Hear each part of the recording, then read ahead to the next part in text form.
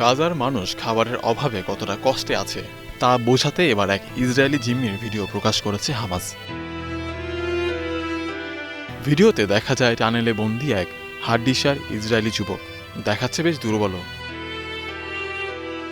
তুরস্কের বার্তা সংস্থা আনাদুলো এজেন্সি জানিয়েছে, হামাসের সশস্ত্র শাখা কাসাম ব্রিগেড বলছে তারা গাজায় যেই ধরনের খাবার খায় সেই একই খাবার ইসরায়েলি বন্দীদেরকেও খাওয়াচ্ছে তারা। তারপরও ইসরায়েলি বন্দীর শরীরের এই অবস্থা। ইসরায়েল অবরোধ দিয়ে গাজার বাসিন্দাদের অভুক্ত রাখছে, তারা মারা যাচ্ছে না খেয়ে, আর সেটি বোঝাতেই এই ভিডিও প্রকাশ করল হামাস। গাজার স্বাস্থ্য মন্ত্রণালয়ের তথ্য বলছে, এখন পর্যন্ত শুধু না খেয়ে ও অপুষ্টিতে 89 শিশুসহ মৃত্যু হয়েছে 159 জনের।